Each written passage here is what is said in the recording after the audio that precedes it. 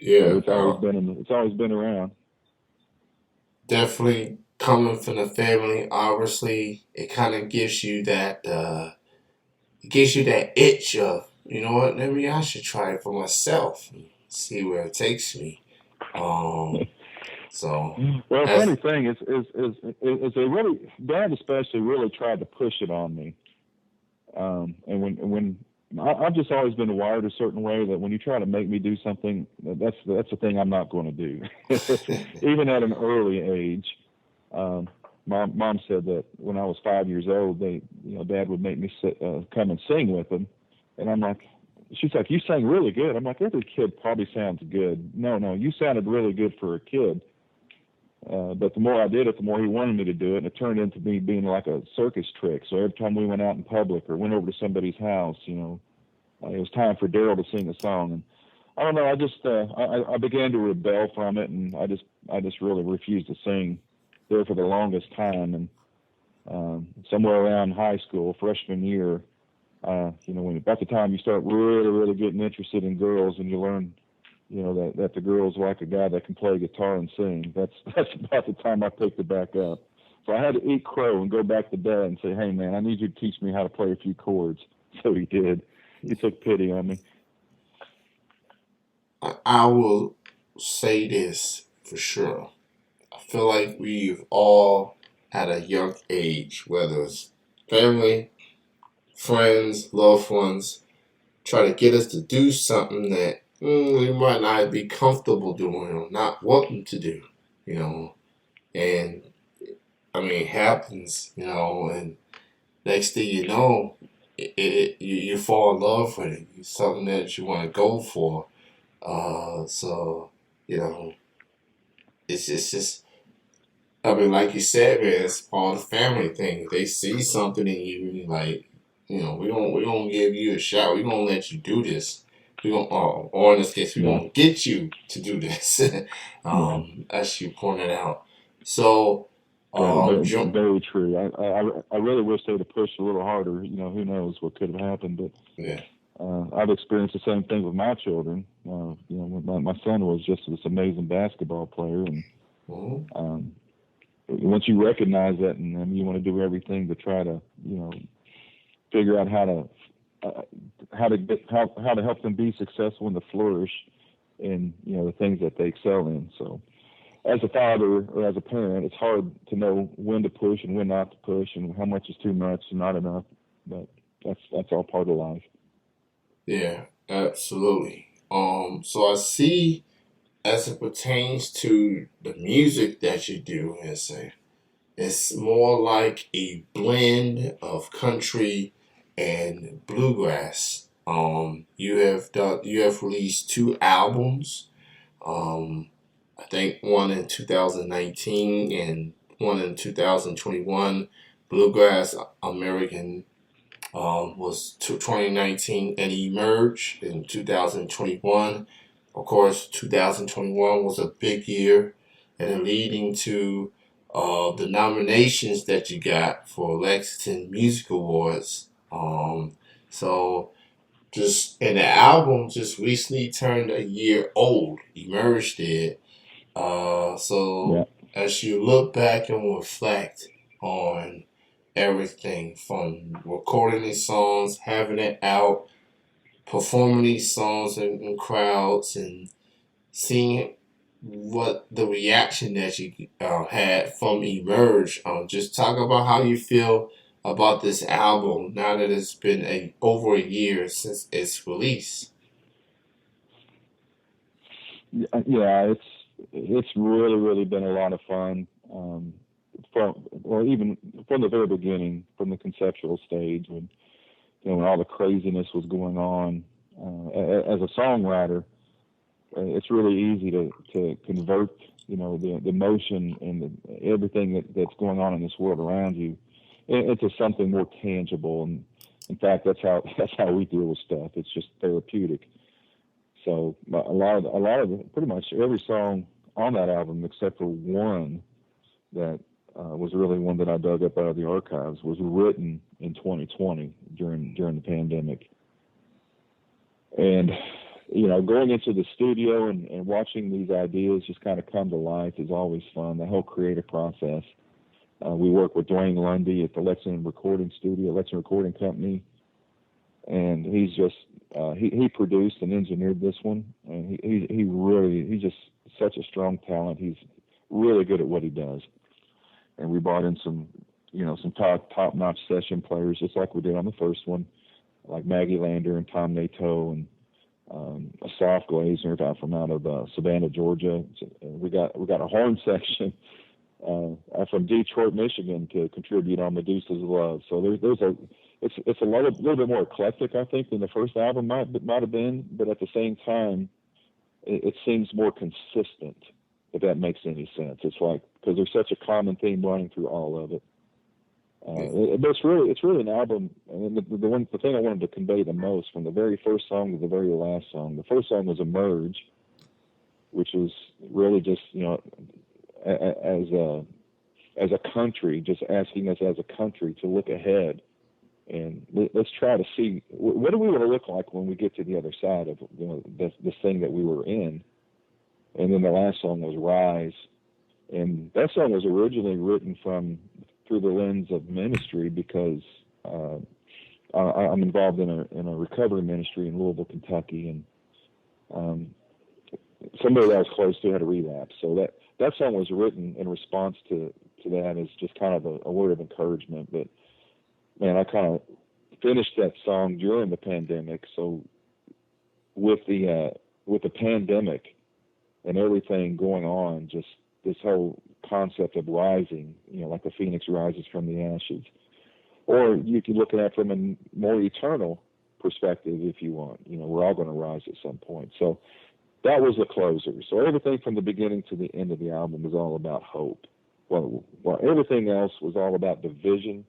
This one was meant to be about hope and unity. So I hope that's how it was accepted. I feel like we did get some really good response. The nominations were amazing. That this album got nominated, that was the biggest honor of the year for me. So thanks to everybody that voted in. The release party was well attended, and that was a success. We've seen over 25,000 streams on Spotify on 2 of the songs off the album, so it's picking up some traction. Got a lot of good ink from it, and yeah, I think that it's definitely a step in the right direction. I'm pretty proud of that project. Yeah, absolutely, man. You definitely should be proud with the reaction that it got. And one thing I like to say about music is that even in the pandemic that is still ongoing, obviously, music has a way to connect with people, has a way to help you heal, help you, get through trying times per se. So this definitely is an album. Absolutely. This album definitely represents, people trying to, overcome an adversity, trying to keep their heads up, and it definitely resonates with a lot of people, regardless of what you've done, what you've gone through these last 3 years, or close to close to 3 years now. But this was indeed an incredible project. So congrats to Thank you. and your Thank you. fellow collaborators. Big shout out to Maggie Lander. I love me some Maggie Lander. She's a cool gal. She's a cool person. Much love to Maggie. She's just crazy. She's just crazy talented. She's crazy good at everything she does. Absolutely. So, yeah. With the nominations, man, and just moving ahead, what's on the horizon for D Boone Pittman? The weather's starting to get to our liking. I mean, I'm a warm weather person myself. But in your case, man, what's next for you and your band as far as more shows, maybe potentially new music in the works? What's next for you and the guys? Yeah, so we got a busy schedule ahead of us. I've got a lot of solo dates as well as band dates. Working on just getting the calendar. I don't want to play every week, but I definitely want to try to keep the guys busy. So we're in the process of filling up 2022, the calendar for 2022. Um, and yeah, I'm in the process of I'm in the writing stages. This is kind of just the way things have settled out. After I completed the first album, I went into the writing stage to get ready for Emerge. So that's kind of where I'm at right now for whatever's coming up next.